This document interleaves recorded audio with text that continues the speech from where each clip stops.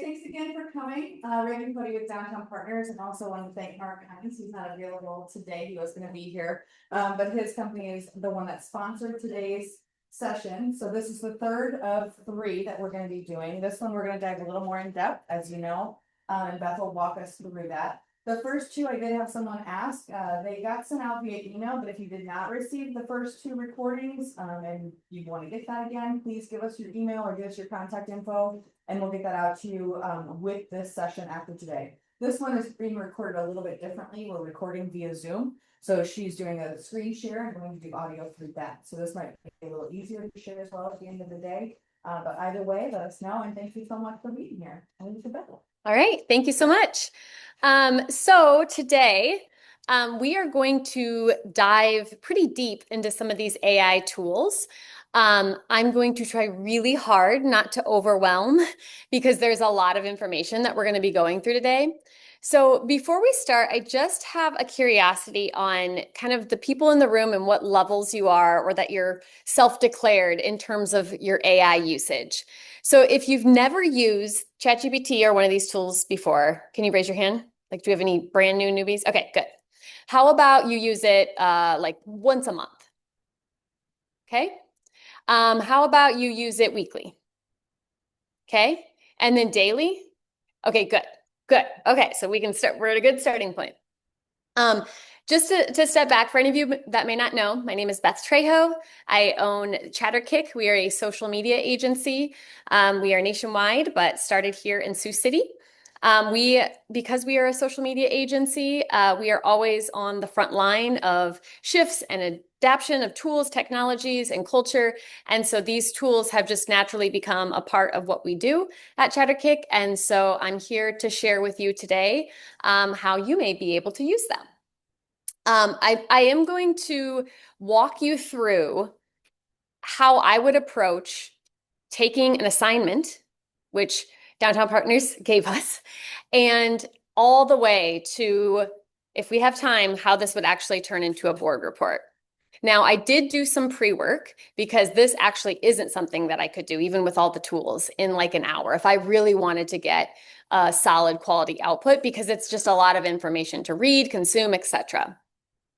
I also want you to know that you don't have to do this just like me in order for it to work for your business. My brain sometimes thinks a little crazy. It goes ping pong, ping pong, ping pong all day long. So I want to try to like distill this to you all in a way that you can at least take the concepts.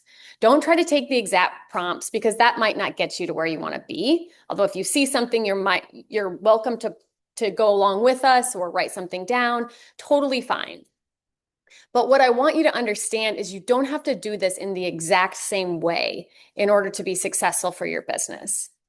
So I recognize a few of your business categories in here. I know we have some realtors, J&V. What other businesses do we have represented in here that you all are, just so I can give examples?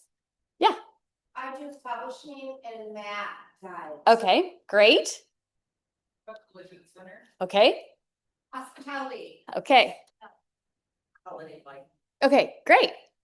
This is super helpful. That way I can kind of help navigate what this might look like for you.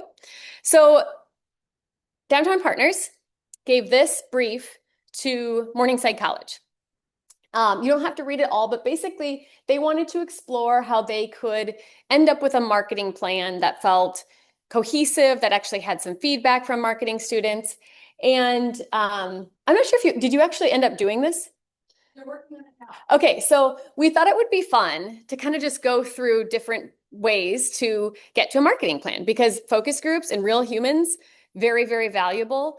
And then also using a lot of these tools to get a lot of information and research at one time, also helpful.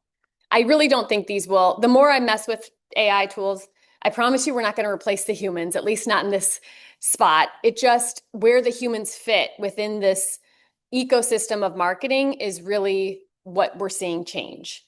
Some of the things that used to take us days to do can now be done much easier.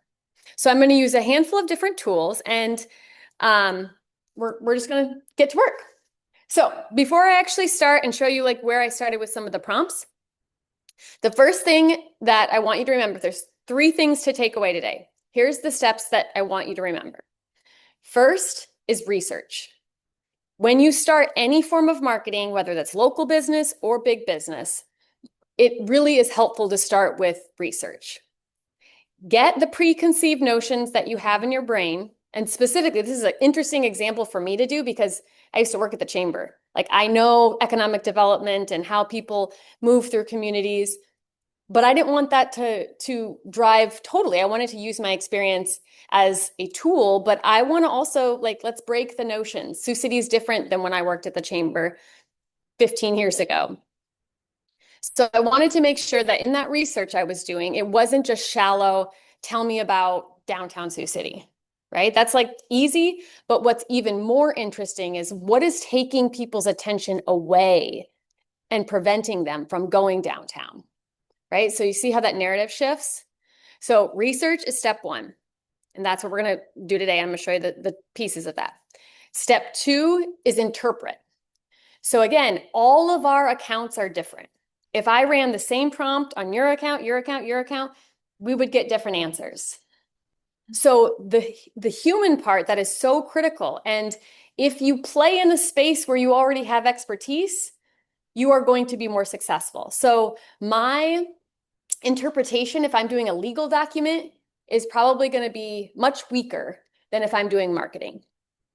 But that middle ground of interpretation and going back and forth and getting to something that actually you like and that feels good for your business, that's the middle. And then the end is to initiate. Let's do something with this. Let's put it in a format that we can present to somebody. Let's get it visually so that I can understand it because I'm a visual learner. Let's, get it to my team members and put it in a standard operating procedure in our organization. Whatever that looks like, you need to get things out of your ChatGPT and into the real world. And that's another big challenge I'm seeing for businesses. They come up with a lot of ideas, but then they don't move it externally and getting it to the next person to tag in. So research, interpret, and initiate. Those are the three things that I just want you to think about today. And when you're building a marketing plan, that is key. So the first thing, I have several chats here. The first thing that we did is, so they sent this to Morningside, we as in me, we sent this to Morningside and they wanted to kind of have their perspective, like a focus group.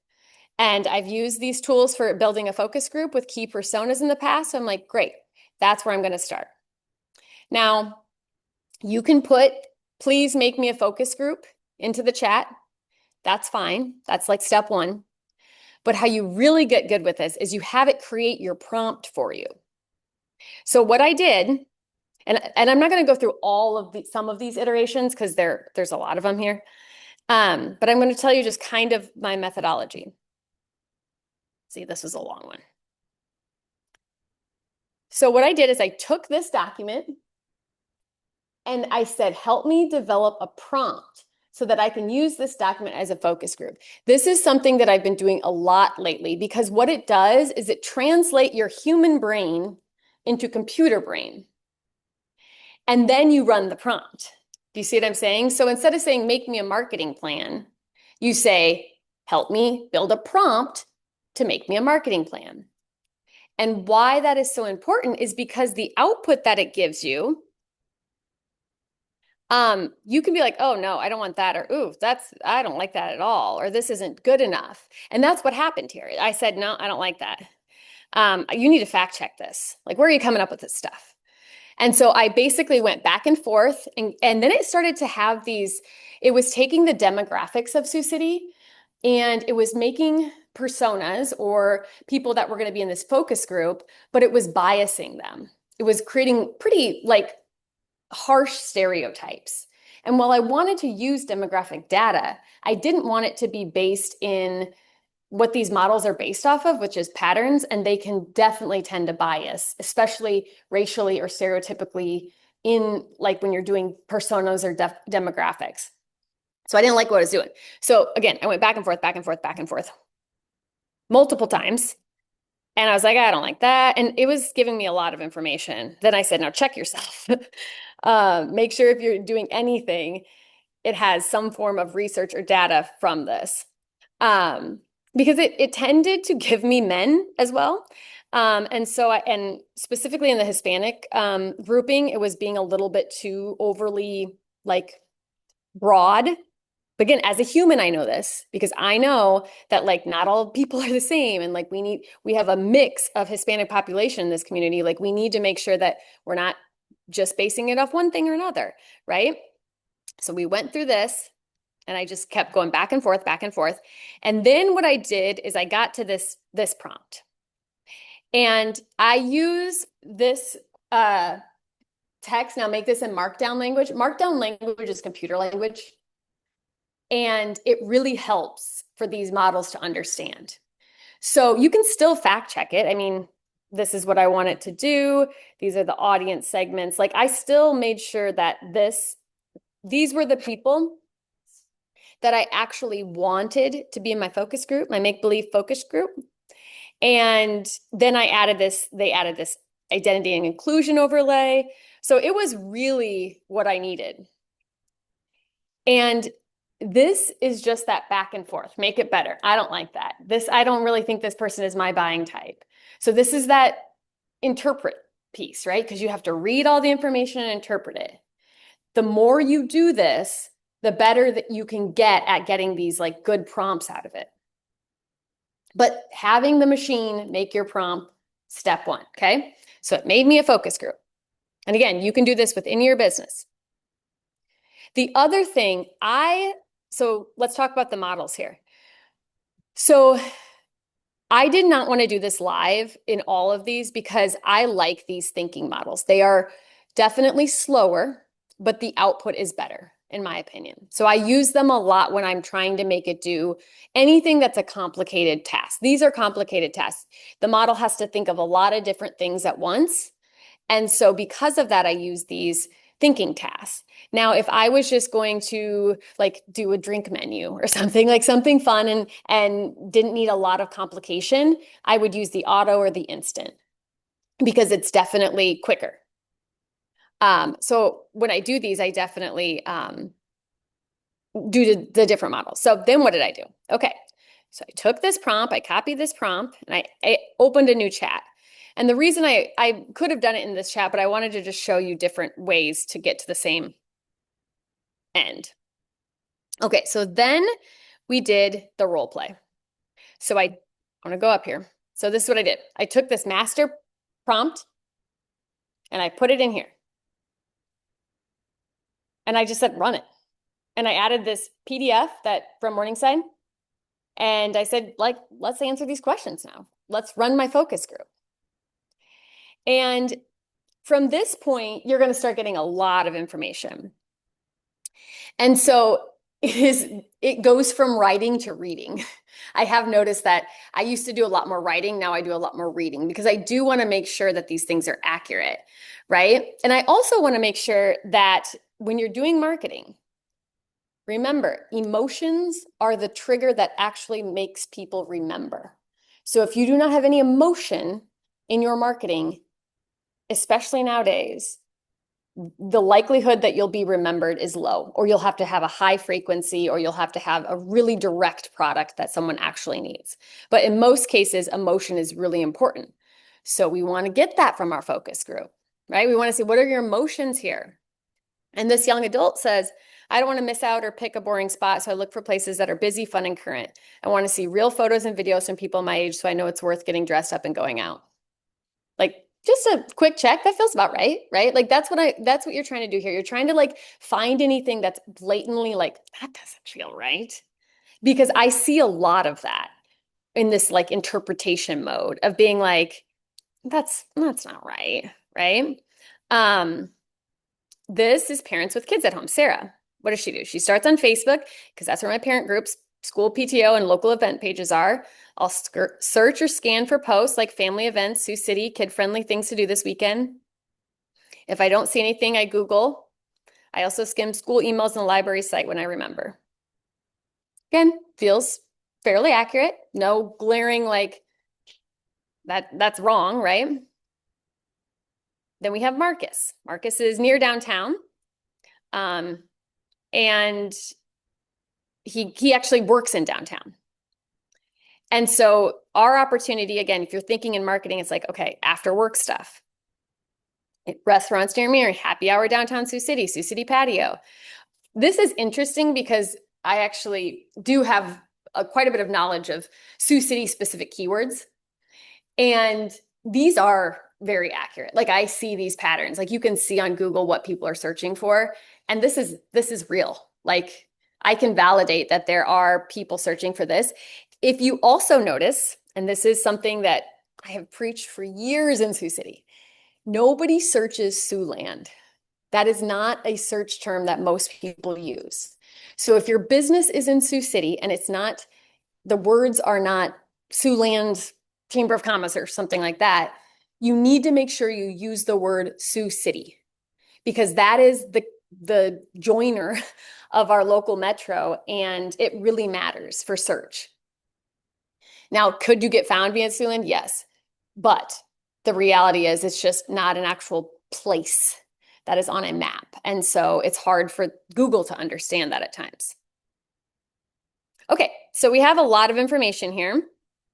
I'll show you a little bit more about that. So then that was one question. So there's like 15 questions on that PDF. So we went all of the things. Do you search online? Do you ask friends or coworkers? Posters, flyers, community boards. Again, I looked through this. There wasn't anything huge that I saw that was glaringly wrong. One thing they did kind of overemphasize the Southern Hills Mall area as a traffic deterrent. And I don't know if that's true. That would be something I would probably dive deeper into. I know the Lakeport Commons area is definitely busy. I don't know always about the mall, not good or bad. I just don't know if the traffic there is a deterrent, but I thought that was interesting. And then what about other cities? If the same group of people are looking at other cities, it's interesting. The patterns are pretty similar. If you notice here, most people like don't use really, they just want to find what they need to find. Patios, outdoor seating, river walks, all of these things are like the experiences that they're looking for, not so much the top level keywords. Okay, I'm not going to go through all these because there's a lot, but there is a ton of information. And then it said, do you want me to turn the personas into a summary? And I was like, yes, because this was a lot to read. And so it gave me a summary of all of this. Here's their barriers, how they find things. You know, you can see there's a lot of different information about your personas. And I'll show you what I'm doing with all these research, but this right now is just straight research. I'm trying to make sure that the information I'm getting in a research perspective is good and it's something that I can use going forward. So personas, focus group, what are people using? One thing everybody could use within their business. Okay. Before I go into the next research topic, anybody have any questions on this particular instance? Yes. So mechanically, for this, the first step was you wanted to create a prompt. Yes. You did that on Chatter project. These are all just chats. So then you took the final prompt that you're satisfied with and moved it over into a new chat. Yes. And started that way. Is that a typical pattern for you? Yes, because what happens when you do long chat threads is it can reference things from above. And I had a lot of stuff that I didn't want it to do above. If I had gotten just a really good prompt from the start, I would have just stayed there and worked through it. But because I knew I had said, no, don't do that. Stop doing that. Don't use that. It doesn't always follow the rules. Yeah. I mean, you could probably argue that I could have started there because I had a prompt, but in general, I like to move those to new prompts or to new chats. Yes. Yes. I do. Again, it doesn't always save time this way because you're building these pretty extensive prompts. But if you're doing something complex, which I would argue building a marketing plan is complex, especially if you want to do it right, then starting with a big, like, these are all the little factors that I'm thinking about in my human brain and getting them out into a computer brain will help you along the way. It makes things a lot easier instead of just like, no, stop it. Don't do that. Stop it. Don't do that. Because that's what happens a lot of times if you just do it in just, hey, give me a persona for downtown partners. right? And then you're just like, well, that's kind of shallow. That feels very like not specific. And the key in really good marketing is to get really specific, really get into the psyche of that buyer. Like, why are they purchasing? Why are they coming to my business? In most cases, it's like 2 levels deeper than you actually think, right? There's a lot of motivations that happen with buying. Does that answer your question? Okay. So then I'm leaving that there, knowing that I'm going to come back to it and I'm going to do something with it. But right now, that's where I'm at. Okay, so the other thing that I did is a competitive analysis. So this prompt, I didn't make it do a prompt, but I did give it some decent information. I wanted it to act like, this is something that's very common in prompting and prompt structuring, act like a competitive intelligence strategist. I put 15 years of experience. And I wanted to just give it all the information. You also want to use the word like your task or something along the lines of like your job is to, or my goal is. It really helps to clear up the things that you may just think in your head, but you're not actually telling the systems. I also said that I wanted to understand the competitors. This is basically a SWOT analysis. And I also wanted actionable recommendations to outperform them in key areas. And this is the key on this. You all can get the recording, but you can also take this picture of the prompt and put it into your ChatGPT and say, extract the prompt from this. And you can use this. But this piece right here, I also want you to keep in mind, that's from my human brain, because I didn't want it to compare other cities, because that's not who Downtown Partners is really competing with. We're mostly competing with our own ecosystem of entertainment, patterns and traffic. And so I put that in there because I wanted to make sure that it really knew what I was trying to do when I said competitive analysis. Also, if you're doing anything in Sioux City, it's super important that you mention it's a tri-state region, because these models tend to completely isolate North Sioux and South Sioux, which are totally part of our city metro. Like, we act as one. Okay, so it gave me a really good context. It cited its sources. And I thought it was really interesting. It even gave like the Downtown Partners Today, communication hub for events, business assistance, storefront grants, residence programs. This all accurate, Reagan? Call me out if I'm wrong here. And then this is what's interesting. The question is, how do you beat the alternatives for people's limited time, attention, and energy? Right? That is ultimately what we're trying to do here. And I think this is an interesting one to do a marketing plan on, because it's not as obvious as if you have a collision repair shop and you are competing against another collision repair shop, right? That may be your car is broken. You may not have a lot of alternates.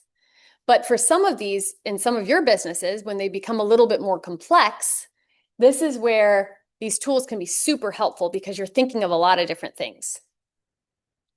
So this is what it's telling me. So this is calling out Southern Hills Mall and Sargent Road corridor as the main let's go do something within Sioux City, in-market rival. The second is Cone Park and Sioux City Parks and Trails. This is the outdoor competitor. Hard Rock. This is a partly anchor, partly competitor. It brings people downtown, but can trap them in a parking lot to venue to home pattern. I thought that was really interesting, because it's true. At-home digital entertainment. The silent giant. The default choice when people are tired, it's cold, or they don't feel like dealing with parking. This is where I fall. And then regional trip alternatives, the big day out competitor. Okay, so now it's giving some suggestions. Now, the trickiest thing for you all, if you have a background in marketing, or you feel like you have a really good, just like intuition, you got it, move on. Some of this stuff is going to be easy. If you don't, these are things that you may need to workshop a little bit more, right? Like SEO is a perfect example of that, because can you call out BS on these things? And that's what I always think of, like when I get over my head, or when I want to bring in an expert, or when I can just say like, let's not mess with SEO right now. Let's just mess with these things because I want to get started there. And I think there's a lot of people that just trust this stuff blindly. And this is where that interpretation really matters, because you don't want to do some of these things if they're giving you the wrong information, right? So like for this, let's say you don't know SEO. I think I would do like a full separate section and just be like, I don't understand SEO. Help me figure out if this is real. Is this actually going to work? It could just be a little bit trickier, but like social media, most people do understand. So, understanding this and being like good idea, bad idea is probably much easier. So then you're going to have offers. Like we got a lot of things to go through here. So I just want to kind of put this out there. Here is some ideas. Messaging make downtowns the region's third place. And what to do next. So they gave me a lot. Okay. So I'm like, okay, great. This is good. This is my good competitive analysis. I'm not gonna interpret this yet because we have more research we gotta get through. Okay. The next is this. Well, actually, I'm gonna do this next. So this is for when this feels overwhelming. If you're business and you're like, oh my gosh, Beth, I can't do all this. Like, this is just too much for my brain. It's going to explode. This is a really good prompt to use because it starts breaking the massive, why don't people go downtown, which is actually a really complex topic, right? If there was this store, maybe you'd go down. Well, downtown partners can't just like build and make a fancy store in the middle of downtown. Like, there's a lot of just complexity. So by breaking things down into subtopics within your research, it's a lot easier to dive into the ones that you can control and disregard the ones that's somebody else's problem, right? And so subtopics make it really easy. So basically, again, create a template for breaking down research into downtown ecosystems of communities under 200,000 populations. I want you to focus on communities that do not have large tech. The city I'm researching is Sioux City, and act as both an economic development director and a Main Street community association organizer. Again, I put my goal, because you got to tell why, is to fully understand the topic of downtown development into manageable subtopics, include specific questions to guide the research process and prevent overwhelm. Okay, so gave me a lot of information here. Things to research, guiding questions, role of downtown, the local economy. So how I would use this is I would pick one of these and I would answer the questions directly. So let's do that today. I think that I wanted to pick programming, events, and daily life. This is probably one that you could control the most, right? I mean, you at least as downtown partners have some influence over this. These other ones, let's look at some of these, like housing and upper story use. So this would be interesting to understand how people are moving through downtown.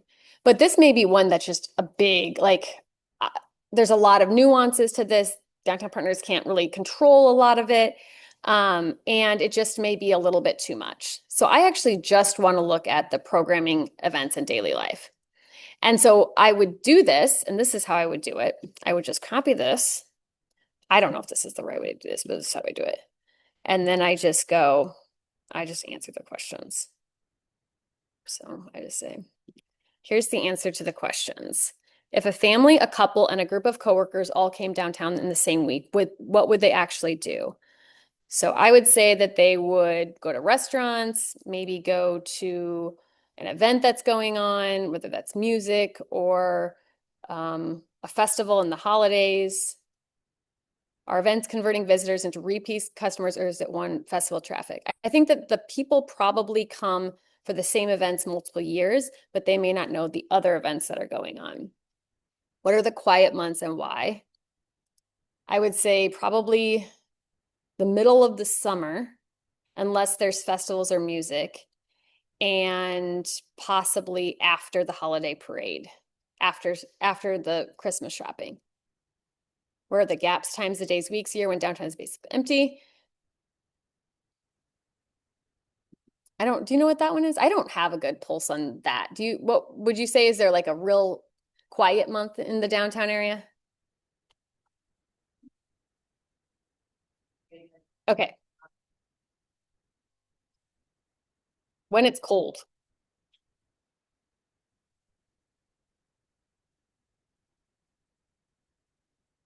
Okay, so see how this is just a block of text. It's fine.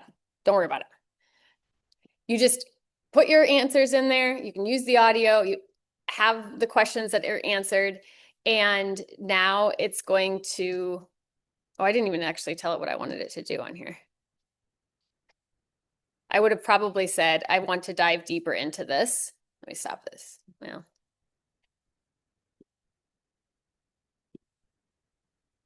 Okay, I'm gonna let that go. The other thing that's really nice is you can let these process. Like I'm in chats and while some are processing and I go to new chat, like you don't have to wait all the time. Okay, so it's giving me this.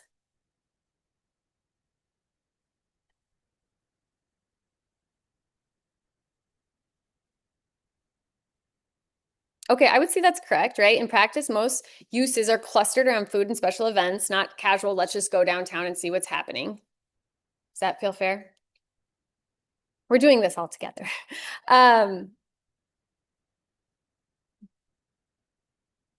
Okay, so then it's going to give me my summary.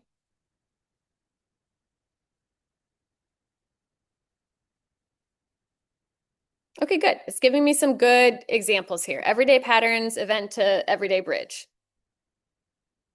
All right, and we're going to use that later.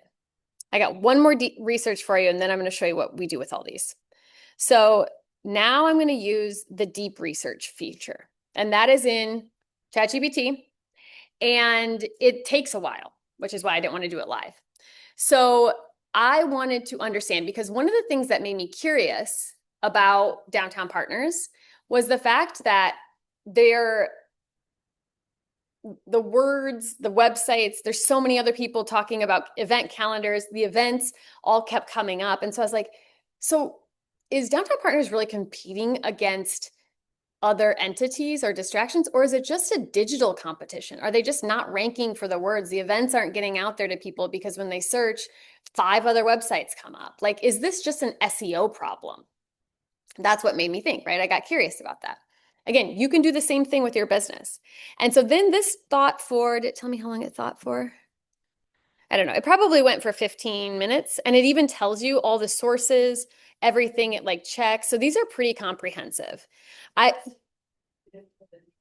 No, it's actually right here. It's on the side. You click deep research. Yeah. And it's kind of overkill if you're just trying to do something basic, but I like it for competitor analysis. I like it for market, like analyzing the market, trying to find consumer behavior, trying to find persona. Like really, like if you wanted to take one persona, like you could take that North Side or North Sioux City mom and get really detailed and just say like, I want you to really dive into this persona. Tell me about everybody that lives in this area. Where do they shop? Where do they eat? What inspires them? Like you could really get a detailed persona if you use this feature. And those things help with marketing. Okay. Okay, so we have a lot of research here. And again, this is why I'm like, sometimes this could overwhelm people. So let me tell you then what I did with this, because I think most of this now research that I saw looked good. It looked like, okay, this makes sense. I didn't think there was any glaring, like cut off the list. Then I did Notebook LLM. So we're entering an entirely new tool here. But I do want to show you this because this thing has changed work. So has anybody heard of this tool? Notebook LLM. It is a Google product. If you have Google My Business or Google for Business, I think it's already included in your plan, and otherwise it should be free for quite a few extra notebooks.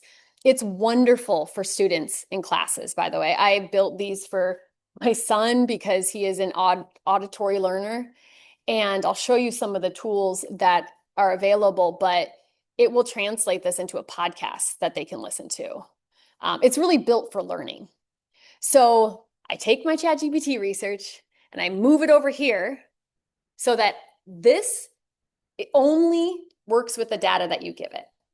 So where ChatGPT is going to all these different language patterns and language models, Downtown Partners is now putting it into a file folder that can't enter or exit any other information.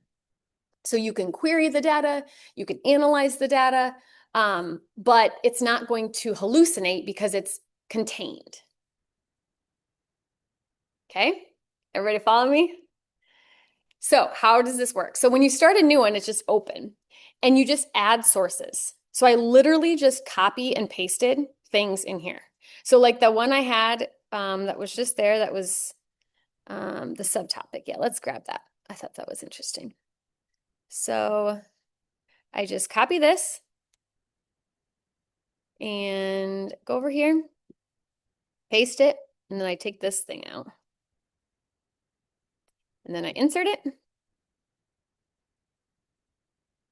And then I rename this because this is important when you paste text because you'll forget.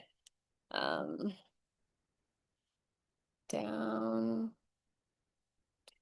events subtopic. Okay. Okay, so the cool part about this is you can actually select all of your sources. You can select a few sources.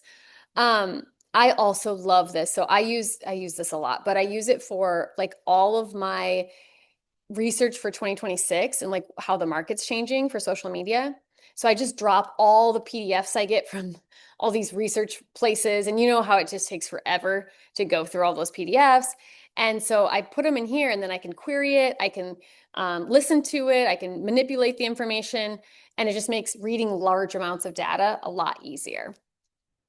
Okay, so here's your sources. These are on the side here. This is your chat. This is where you can like query the information, and I'll show you how I did that. But I want to show you one of the coolest things. So this is the tool that's called Video Overview. I clicked this. It takes a while to generate, so I did it ahead of time. And this I only did with the SEO. So I want to just play this for you and show you what this looks like. Hopefully it plays. Okay, so today we're going to be... Oops, I thought hang on. We won't do the whole thing because it's a 7-minute video, but I just still want to show it to you. Can I expand it? No. Okay. Okay, so today we're going to be digital detectives. We're diving into a mystery that's playing out in pretty much every city and town around the world. I call it the case of the invisible website, and we're about to crack it wide open. It all starts with a super simple question, right? You're looking for something fun to do locally, you search things to do in Sioux City, and wait a minute. The official downtown website is nowhere in sight. How does that happen? Who is beating them, and what's their secret? To solve this thing, we first have to understand the scene of the crime. That's the Google search results page. And more importantly, we need to identify all the key players involved. So let's start by getting to know the competition. When you search for local tips, you're not just asking a question. You're actually stepping onto a digital battlefield with some really serious players. We're going to meet the 4 main archetypes you'll see dominating these results, not just here, but probably in your hometown too. First up, you've got the heavyweight champion of the world, the global giant. In this case, it's TripAdvisor. This is that worldwide platform that just seems to own the #1 spot for things to do in basically any city you can think of. So how does a giant like this stay on top? Well, it's not just big, it's incredibly smart. It has this endless river of fresh content pouring in from thousands of user reviews every single day. It uses slick technology to automatically create a perfect, optimized page for every city on Earth. And its brand is so huge that it has what's called domain authority. Think of it like a credit score for a website. TripAdvisor's is massive, which tells Google, hey, we're the most trustworthy resource out there. It's basically an SEO fortress. Next in the lineup, we have the official source, the official authority. This is the Convention and Visitors Bureau. In this case, exploresulin.com. This is the So I won't go through this whole thing, but so it's a 7-minute, and you can do this just audio or they do a full podcast, or you can do it the video version. But what I want you to see here is they already manipulated that data that I gave it and made it easier to understand. Did you notice that? Like this is that research that I gave it is very, very, I mean, it's big. It's very technical. And I did look through this, by the way, because I wanted to make sure it was accurate. And it's a good report. It's got good actual information in it. But what's really interesting is if you don't know SEO and you're just like, I can't do this, but you have to present to your board of directors why you're not showing up in a search result. This is like a godsend because you can literally download this video, play it for teams, play it for people, help them understand it at a high level, and then get curious and go deeper. Because talk about marketing, this stuff matters a lot these days, right? And so sometimes those complicated topics can be distilled down by just learning about it in a different way. Okay, I'm gonna keep going on this. Anybody have questions while I'm here? Okay, remember I told you it's gonna be overwhelming. Yeah, go ahead. Okay, like, since, and maybe even like, I don't know, can you ask them to like do diagrams or draw something or do any kind of graphics? It depends. You can definitely ask, but the output is really going to depend on your specific use case. So there's not a tool that I know of that can do maps extremely well because there's nuances to maps and there's a lot of text in maps. So it could get a general region probably, but I don't think it could actually replicate that I know of with a drawing. Thinking of just a general, like, yeah, that's what I'm looking, mock-up. Yeah, you could. I mean, I've tried to have it do like website wireframe mockups, which isn't that different, and it's not there yet. You have to use a different tool, and it was built for that. You're right. That's where I would start. Yes, definitely. Okay, the other thing that's really interesting. So remember how I said you could do all of them, or you could just pick a couple. The mind map is really interesting because this particular one worked really well for our focus group people, right? Because now we can easily explore what Marcus wants. And it will give us this chat. It'll give us the discovery methods. You know, it's giving us a lot of information. And again, if you want to audio it, you can, but I thought that this was really interesting. I wish I could get this bigger. I don't know how I can do that. It's hard to see on the screen, but you can see here, like his discovery methods are Google search, clicks, good reviews, relies on coworker suggestions, and notices sidewalk signs, sandwich boards. Bears and frustrations.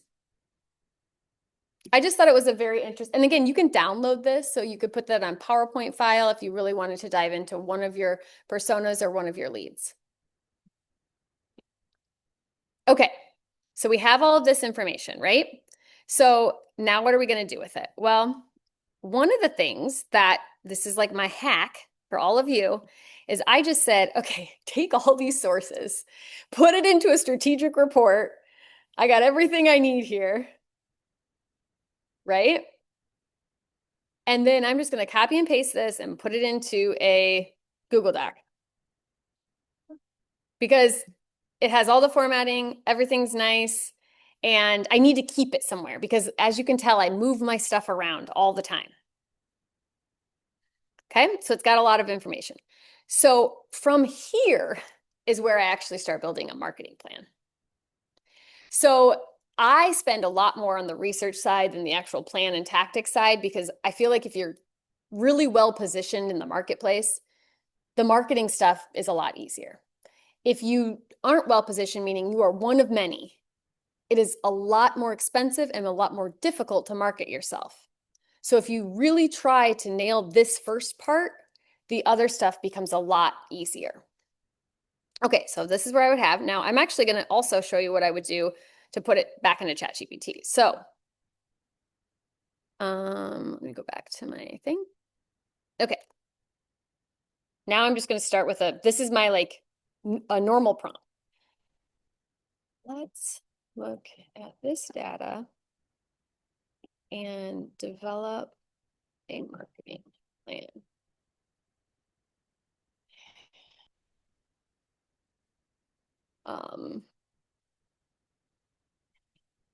Reagan, help me if there's anything here that you want me to add, but I want you to consider that budget is limited, I'm assuming, and the staff is small. Please suggest tactics only if they can be completed with a relatively, modest lift. Prioritize the lowest hanging fruit. Okay, I just copy and pasted it. I'm going to do this on, well, I hope it won't take forever, but we'll let it go. I also,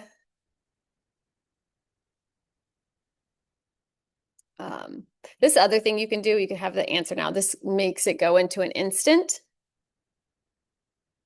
Like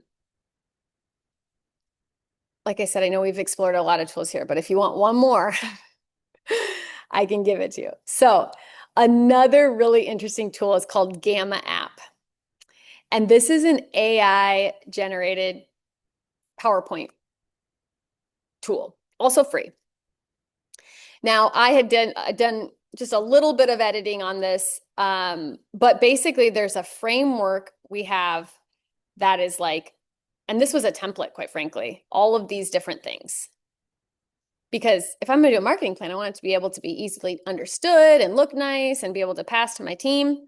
So I went through this, and this took me probably 30 minutes. And I am a very distracted and slow PowerPoint creator. I am not good at that. And so this tool has really helped me create things very quickly. So let's see if we're done here. Okay, so it's given us some good examples. What we're trying to do in plain language, let's double check this. What's happening? One extra downtown stop. Okay, we're focusing by audiences. And then it's giving us like lots of options. And this is where, again, you go through, there's a ton here, and I get that. You go through and you just start crossing things out. The first step is like, what don't you like, or just what's one thing that you like, and take that and either start implementing it or get it to the next step or try it. What I would really do next, if this was, you know, if I was going to like give this to downtown partners and like give them a full plan, I would make it be in the same format as that Gamma app. So then I could just copy and paste it, or have the agent go and copy and paste it. But again, those are some things that sometimes are oversimplified, because what I didn't do here today, and I would do in a real life, is just go through all of these things and say, okay, does this make sense? Make a night of it. Starter downtown bundle. You know, like, sure. Is that going to be the most impactful? I don't know.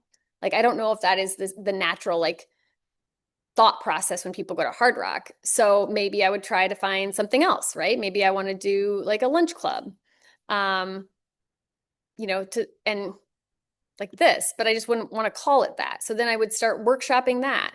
And this is when I was telling you that my brain's like ping pong, ping pong, ping pong, because the answers that you end up getting out of as the real output, and why you still need humans, is how you go from here.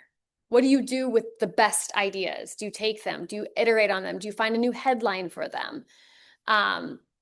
And I do think these can give you some really good starting points, but you still need to have humans involved to be like, what's the best one? What's the best idea that we have here?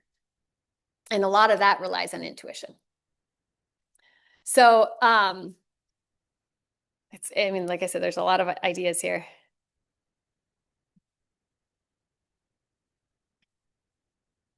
I know we have only a little limited time left. I want to make sure that if you are stuck in the where do I start phase, or this, again, I understand this is overwhelming. We went pretty deep today. But if you really are like, okay, where would I go next? I'm happy to like give you like, this is exactly what I would write to get there. Because there isn't a standard play for a lot of this stuff. Anybody questions or wanting to workshop anything? Oh, so can you go through, maybe going back to step phase one, if you want to go down to like step plus sign? And so when do you go into deep research? When do you like to go into agent mode and some of the others? Yeah. Some of those options, I'm sure most people are just using auto. Yeah. So I'm kind of curious as to when you dive in or what. Yeah, so deep research, I'm going to do something where this is probably reading it is like the research and the reading part matter, because when you get all this information, you have to consume it, and it's a lot. And so if I don't really need to consume something that deep, or I don't need to learn something in that way, then I will not do deep research mode. I will just use the basic. I will use it though, like the other day I was using it because I needed to learn about an industry that's very complicated. It was a construction industry, and they do like big plants and facilities, and the buying process is really different than the other type of businesses that we've worked with. And so I did deep research on it. And then I think I showed you all this last time, but I love this feature where you can have it read aloud to you. So when I'm in the car, Got it. I'm just listening. I analyze both organic and paid competitors across search Read to engines it. and AI tools for broad discovery terms like I things to don't know do in why Sioux this one City, is Sioux City events, and British similar version. regional keywords. I don't usually have that one. It must have got changed somehow, but I use the read aloud a lot in my car because I'm just like, okay, it's like a podcast. I can listen to it. When you go to agent mode, I didn't really know what that's for. So yeah, so what I would do, okay, so this is really what I would do. So I actually think I had messed with the prompt down here. Yeah, so I actually created a prompt to do this. So what I would do is I would go to my last one here.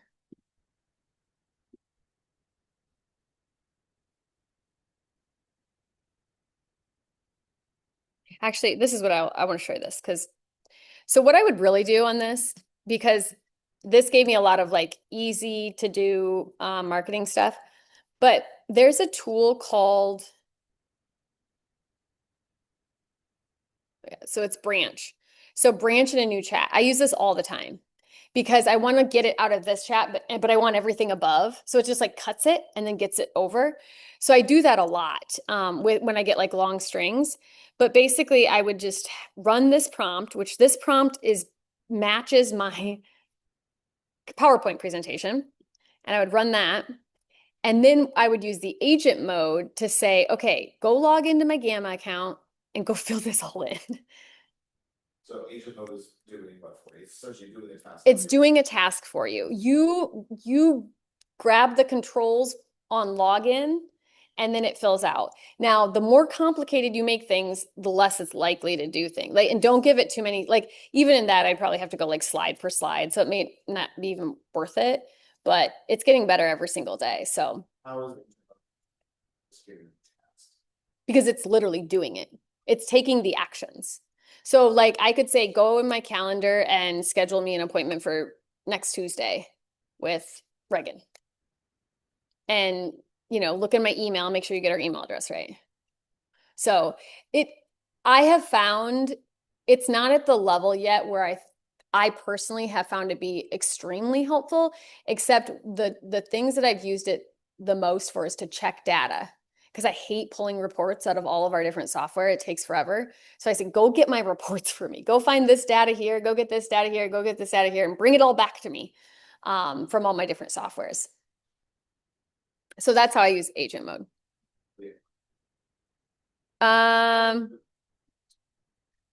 Is that, I don't have that one. Oh, study and learn. I don't know. I don't use that one very much. I think that is the one that they have assigned that it doesn't like give you the answers. So like there, I think you can like set this like this for your kids, or if you don't want it to, yeah, like tell you all, I don't use that one. Because I probably meant to be the competitor of Notebook LM because that one's getting a ton of use cases. The other thing about Notebook LM that's really interesting is, so you could still query this. So you could say like, how many of my personas or audience types would be receptive to a Facebook group? And this is only going to take my data here, right? So you can like get this and it's like, okay, she's highly receptive. He's moderately receptive. And then if you want to save these things, because when you log in again, it goes away. So you have to click save to note, and then it goes on here on the side. So like I had done one I thought was really interesting. It was like, the distribution of like where people's attention were. And so I saved it. I was like, oh, that's really interesting. Like it targets high value search terms. And so you just save them on the side here. So you can go back to them. But and it also tells you like what you could ask it down here so that you can understand like what pieces. The other thing that, so I use this massive prompt library with all my prompts. But I have a lot of them. This is why I'm a crazy person, y'all. So this prompt I use a lot, and it basically removes all the AI jargon from like M dashes and corrective antithesis. And like there's all of this like tells on content. And so that's one of the ways that we do it is we just go through and proof everything with AI jargon. And it's just a big long prompt that I had the thing build for me. Like it's not a secret sauce. So you're keeping essentially your library of prompts in a different place. Yes. Where's that? Is it? So this is called Good Prompt. And it is a tool that you can use. It is paid. But you can organize it. We use this primarily for internal. So all of these are our internal prompts. But it's really nice because you can actually go, so the shorter ones, this is a long one, but like, here's my subtopic breakdown one. So like this is shorter, you can go try with ChatGPT and it automatically pops out your ChatGPT and throws your prompt in there for you.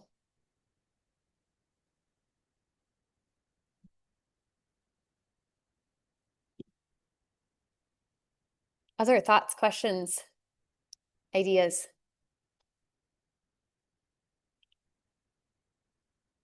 Y'all look like I just threw a lot at you. I know, and I apologize if it was too much, but I did want to just show you the process of like how you would go through or how I go through setting this stuff up, because I think so many people start with like build me a marketing plan for a social media business.